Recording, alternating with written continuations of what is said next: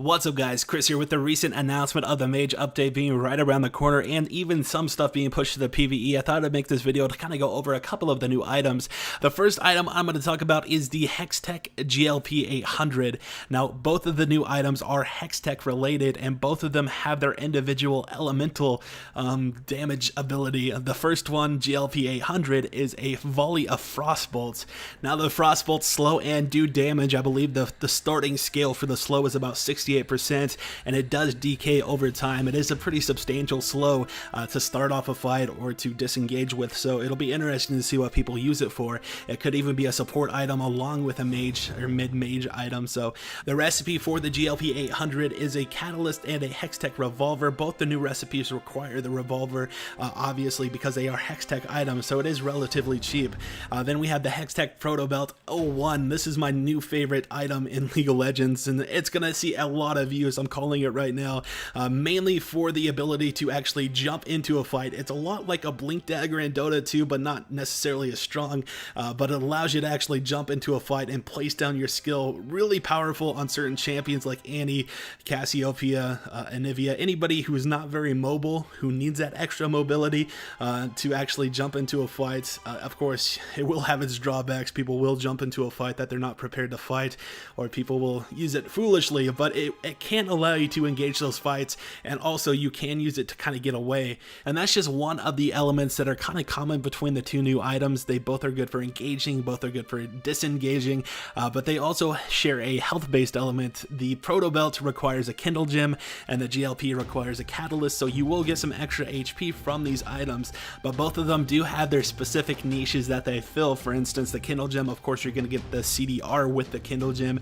and then the Catalyst, you're going to get the extra mana. So it's going to be interesting to see which one goes which. You can't get more than one because they all share the same cooldown, so if you're planning on that, you're going to have to find something else. Then we have the Gunblade. This isn't necessarily the best example to show you getting jumped by a whole bunch of bots, but they're pretty much, or the Gunblade pretty much acts the same way. It's a single target click ability that puts out a ton of damage and slows the enemy.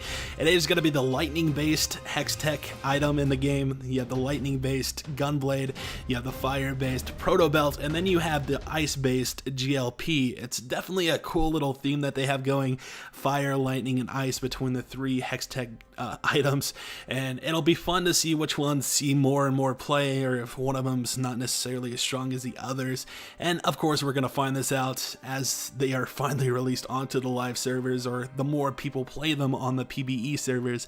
If you do have a PvE account, like I said before, you might want to go check out the Protobelt. It's really fun to play with, and it adds a lot to League, in my opinion. Adds something new to League that I think was actually needed for mage champions like Annie, Cassiopeia, people looking for that engage without the flash. This adds that extra element to their kit. So now you have two options. You have the flash and you have the Protobelt. So that's my opinion. Hopefully you guys enjoyed this video. Let me know what you thought of it in the comment section down below, and I'll talk to you guys next time.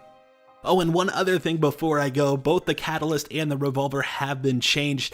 The Catalyst has been changed completely. It's no longer what it used to be, or at least the passive part of it. You don't gain health and mana back when you level up, but instead, when you take a portion of damage, that will be transferred over to your mana pool, and when you use an ability or spend mana, you will gain health back that way. So it's kind of a double blade, or double-edged sword here.